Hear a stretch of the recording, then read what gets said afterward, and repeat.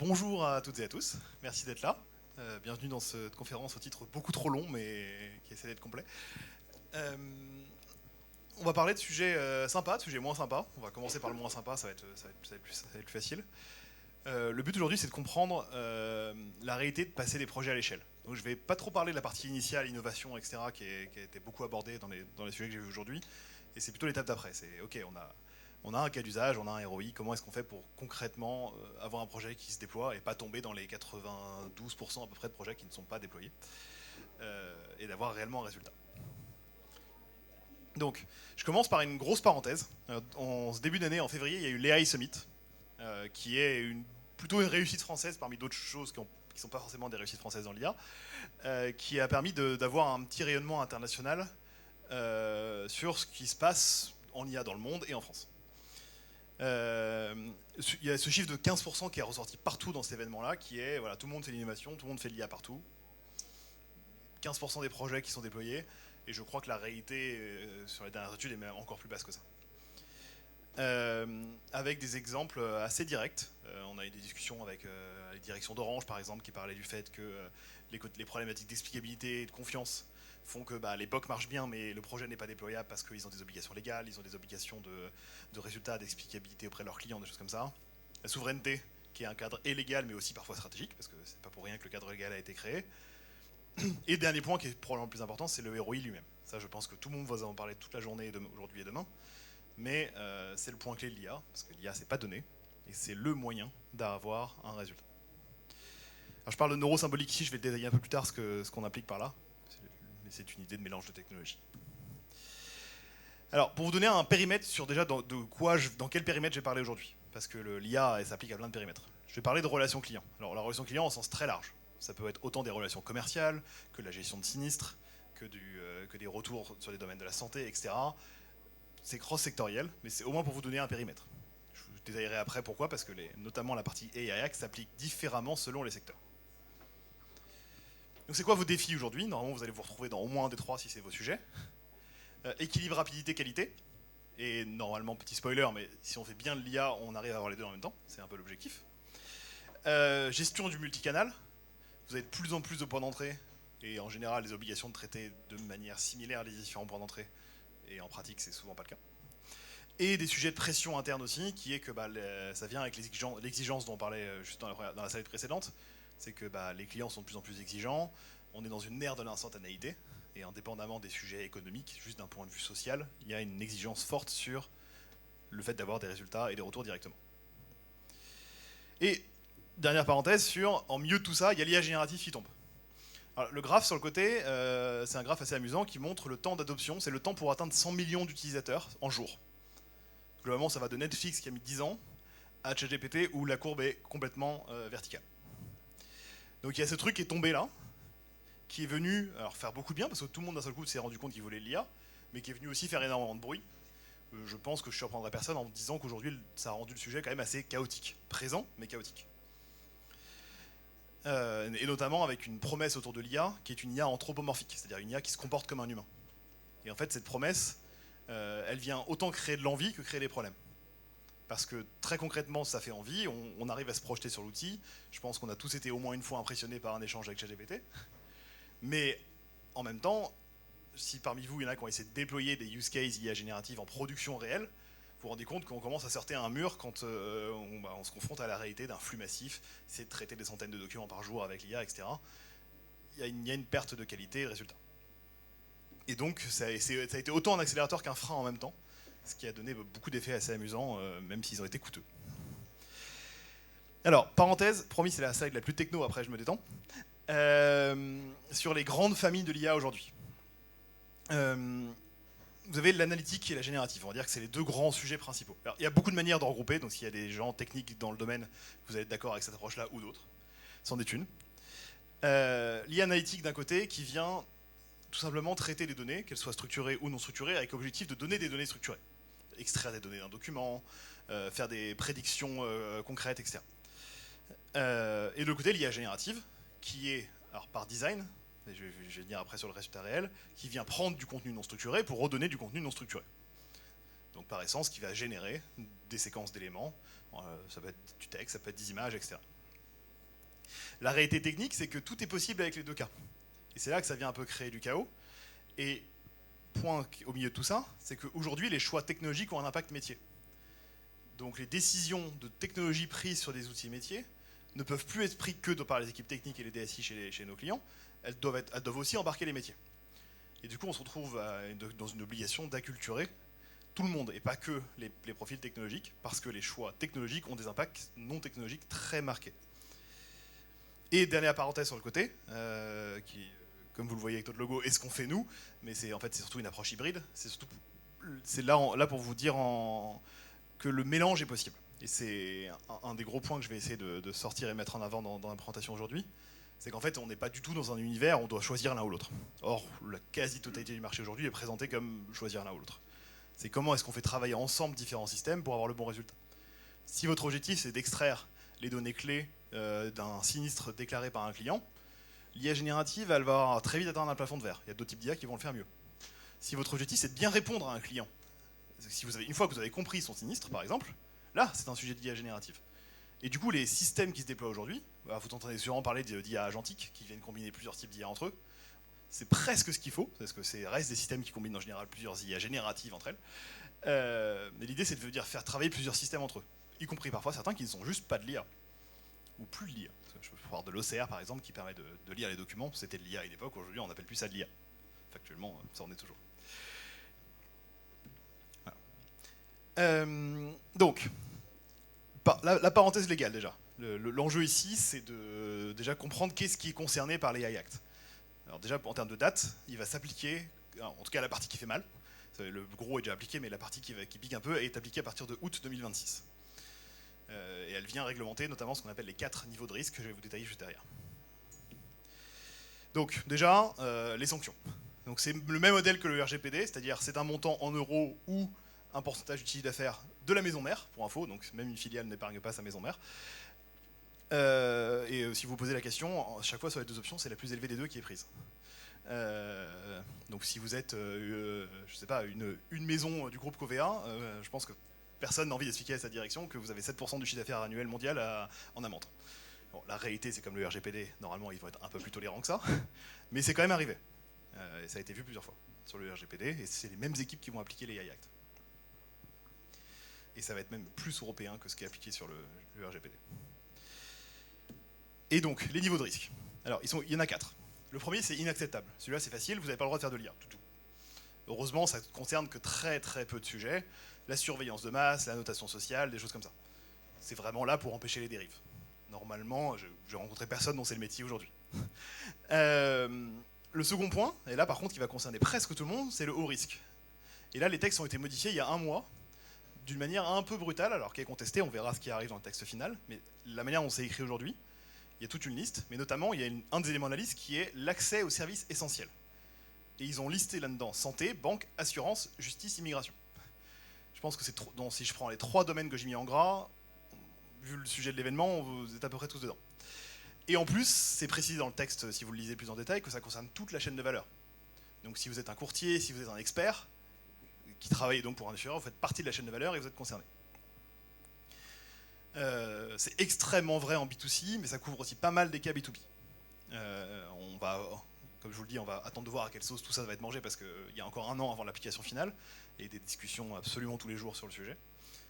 Mais ça reste intéressant de noter qu'aujourd'hui, en gros, la manière dont il est écrit fait que presque toutes les personnes du domaine sont concernées par le sujet haut risque. Les seules exceptions sont listées en dessous. Il y a risque limité, donc génération de contenu, etc. Et risque faible, donc là c'est vraiment libre usage, qui sont en fait majoritairement les sujets marketing. Vous faites de l'analyse de comportement consommateur anonymisé, vous générez des images pour aider une campagne marketing, etc. Eux, là ça va, vous êtes plutôt tranquille. Et donc, il y a un terme dans le AI Act, alors ils l'ont mis et maintenant ils l'ont défini, donc c'est mieux maintenant qu'il est défini, c'est le concept d'IA de confiance. Alors la définition va encore évoluer, mais aujourd'hui ça inclut énormément de choses pour obtenir un peu ce label IA de confiance. Et j'espère qu'ils vont le simplifier un petit peu. Mais le premier point, et je pense que c'est le plus dur, c'est le côté explicable. Alors il est dur parce qu'en fait il y a tout un pan du monde de l'IA pour lequel c'est juste même pas une option. C'est d'ailleurs pour ça qu'il y a autant de combats, notamment des GAFAM, contre ce qui se passe en ce moment dans l'AI Act, c'est qu'il y a vraiment une partie de l'offre qui n'est juste pas utilisable dans certains projets suite à ça. L'éthique, alors ça je pense que vous le savez s'il y a des gens du monde légal parmi vous, malheureusement la définition de l'éthique elle est toujours extrêmement subjective, mais néanmoins appliquée.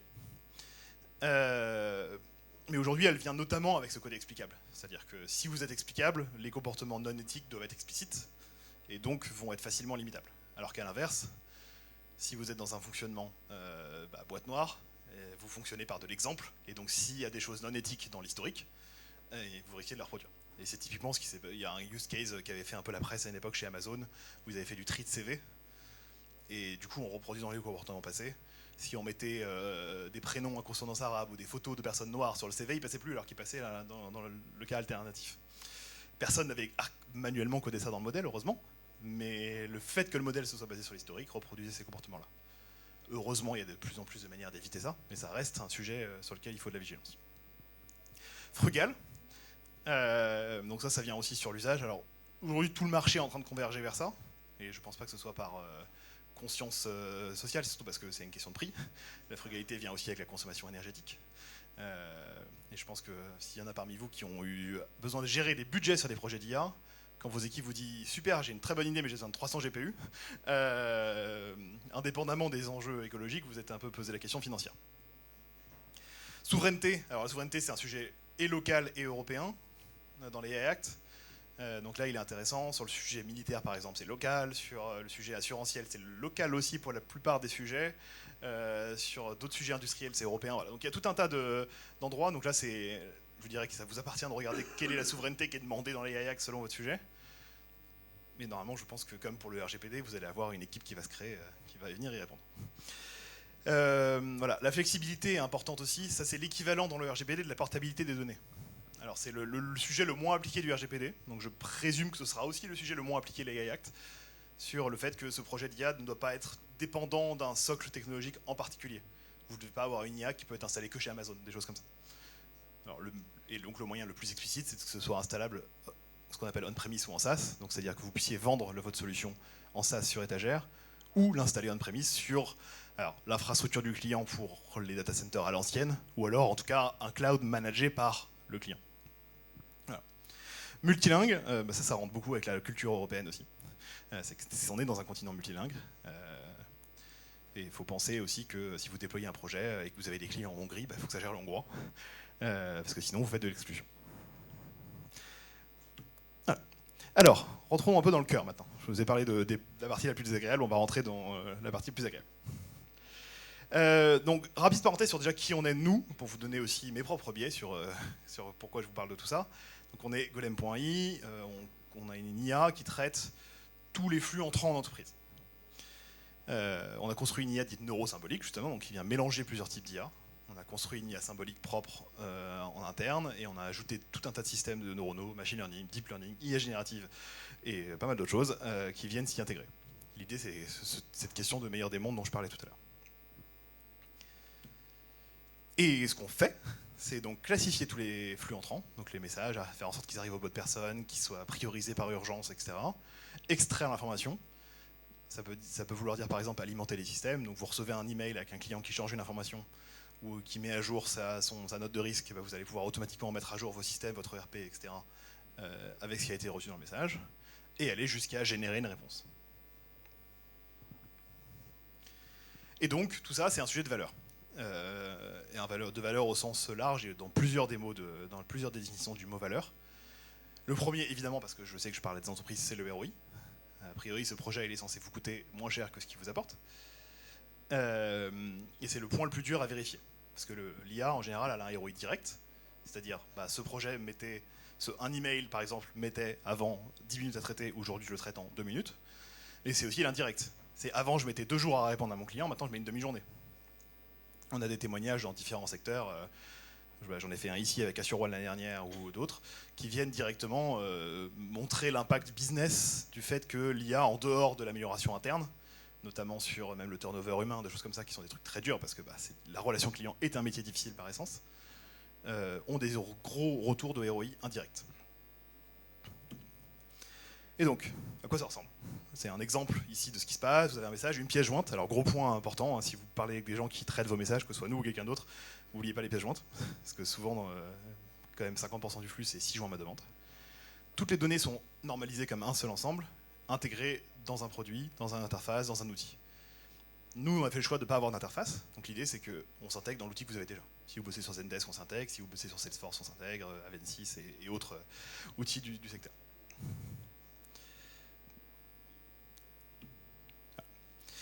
Et donc, pour vous montrer un petit avant-après. Donc ça, c'est une relation client sans IA, sans golem, sans personne. Normalement, si vous avez chez vous des parcours de relation client, vous devez avoir un schéma qui ressemble à peu près à ça. Les temps vont changer, les étapes exactes vont changer. Il y a toujours ce sujet-là, il est assez multisectoriel. Premier point, c'est juste identifier. C'est qui m'a envoyé ce message et pourquoi. 35 secondes à 1 minute, ça dépend des sujets, et ça prend aussi en compte juste le fait que ça demande de la concentration, de retrouver le bon élément, etc. Seconde partie, c'est traiter la demande. Donc traiter la demande, ça veut dire plein de choses. Vérifier s'il y a un historique, écrire la réponse et faire les actions. Alors on pense beaucoup à la réponse. On est encore pas mal parasité par l'ère chatbot, etc., qui est qu'on pense beaucoup « Ah, je reçois un message, je dois faire une réponse ». Aujourd'hui, 60-70% du temps passé sur le traitement d'un message est passé plutôt à faire les actions qui découlent de ce message. C'est le temps de réponse est en fait plus léger que les actions elles-mêmes. Et donc c'est là qu'intervient la difficulté et le sujet que nous, mais le marché au global, essaye en ce moment de conquérir. C'est comment est-ce qu'un message, donc, qui est par essence quelque chose de non structuré, qui est écrit par un humain avec des contrats, des documents, une déclaration d'un accident de voiture dans lequel vous allez avoir une carte grise, une note explicative écrite au crayon papier et plein d'autres choses comme ça. Comment est-ce que vous en faites des actions? Et puis à la fin, effectivement, envoyer la réponse, mettre à jour un statut, considérer que le sujet comme clos, etc. Avec nous, avec de l'IA en général, ce que vous pouvez obtenir, déjà, c'est identifier le message complètement automatiquement. Ça, aujourd'hui, c'est un sujet plutôt établi. Quand on parle d'état de l'art, la classification est quelque chose qui, aujourd'hui, fonctionne bien, de manière générale, sur le marché. Donc déjà, premier gros impact, c'est quand un message arrive chez vous, quelque part, il arrive au bon endroit. C'est gros sujet de confort, mais aussi, ça vient fortement améliorer vos temps de réponse. On n'est pas encore sur la qualité, mais déjà juste sur le temps lui-même. Parce qu'il n'y a plus ce moment où le mail est quelque part en stase, en attendant que la bonne personne le reçoive. Seconde partie, vous voyez qu'on n'a pas mis une seconde, on est resté à 1 minute. Parce qu'on croit beaucoup, et on parle de déshumaniser dans le titre de cette conférence, mais c'est un grand point de comment est-ce qu'on utilise l'intelligence humaine là où elle est requise, et du coup, comment, si on inverse ce sujet-là, comment est-ce qu'on fait en sorte que les humains ne fassent pas un travail de machine? Parce que la relation client, c'est un peu pour pas mal de sujets, le nouvel ouvrier, c'est-à-dire qu'il y a vraiment un côté travail répétitif. Et en plus, c'est un sujet qui touche tout le monde, même jusqu'au cadre dirigeant. C'est-à-dire que tout le monde passe un temps significatif à gérer des messages, gérer du flux, comprendre des documents, etc. Et le but, c'est que quand vous recevez ça, vous puissiez directement avoir l'information importante mise en valeur, avoir les différentes actions sujettes venant du message prêtes à être déclenchées, et avoir un brouillon de réponse déjà écrit que vous pouvez modifier ou envoyer tel quel. Et dernier point, mais en fait non des moindres, si vous faites bien vos projets d'IA, ça vous change aussi totalement la manière de piloter votre business plus tard. Pour une raison simple, c'est le reporting. Je pense que s'il y a des managers parmi vous, vous avez déjà fait des retours à vos équipes en disant « j'aimerais que le reporting soit plus précis, soit plus complet, que je puisse mieux le lire, etc. » La réalité, c'est que vous ne pourrez jamais demander à un humain de faire un reporting extrêmement précis, complet, détaillé de tout ce qui se passe dans chaque message, chaque pièce jointe, chaque demande. C'est un travail de fou. Par contre, une IA, là pour le coup, on est sur un sujet où clairement les ordinateurs sont meilleurs que les gens. Je parle d'IA, mais en fait, c'est même pas un sujet d'IA, c'est un sujet d'informatique. L'IA, elle est avant ça. Mais bien le faire vous permet de garder toute cette information-là, et du coup d'avoir un dashboard de pilotage sur vos flux entrants, qui sont en général un des meilleurs indicateurs et un des sujets les moins menteurs en fait sur la réalité de votre business derrière. Si vous avez un pic de réclamation, on a peut-être mal fait quelque chose, il faut qu'on regarde pourquoi, sur quoi portent les réclamations, etc. etc.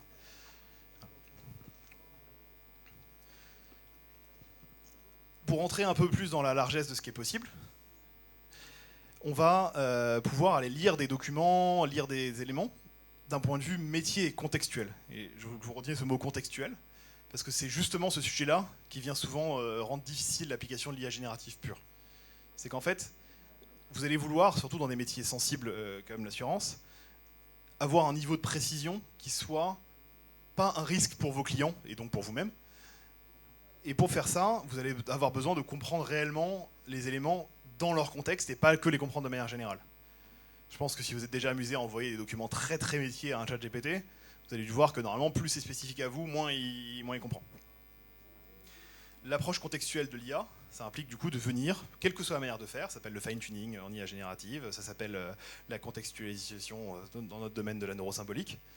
Ça va être de venir construire quelque chose, une manière de comprendre les flux, les éléments, tout ce qu'on envoie à l'IA, qui connaît le contexte de votre métier, qui connaît vos acronymes, vos habitudes, qui connaît vos process, et surtout, le point le plus important, qui connaît les finalités possibles.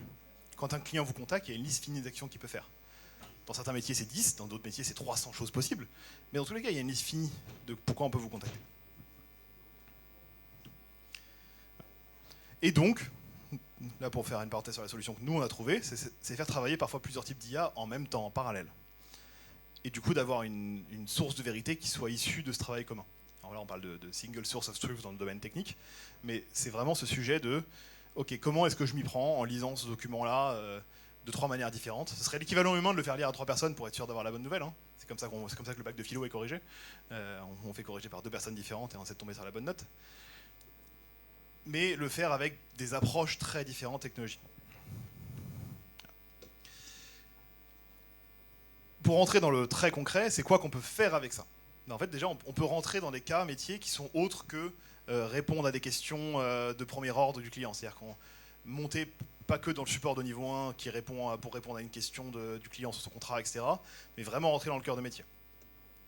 Donc là, je vous donne 4 cas d'usage que nous, on a déployés de manière assez massive chez Golem. Il y en a bien sûr d'autres qui existent, mais sur le domaine de l'assurance en tout cas. Souscription de contrat. Toutes les pièces justificatives d'un contrat, c'est quelque chose que vous voulez faire vite, que vous voulez faire bien. Si tout va bien dans votre business, normalement il y a du volume, ça là-dessus. Mais en dehors de ça, c'est un vrai sujet de qualité parce que, typiquement, on l'a vu sur l'habitation. Parfois, les gens ils contactent 3 assurances habitation en même temps pour être sûr d'avoir une attestation à l'heure pour avoir leur appartement. Donc celui qui traite le plus vite et le mieux va souvent gagner. La résiliation, dans l'autre sens, là c'est l'inverse. On n'a pas envie que ça nous coûte cher parce que c'est vraiment une bonne nouvelle. Par contre, on doit le faire bien. Parce qu'il y a des obligations légales dessus. Donc pareil, traiter toutes les pièces, vérifier que le contrat permet une résiliation, vérifier que tout est en ordre. Toutes les pièces justificatives, ça s'applique à tous vos sujets, tous vos dossiers.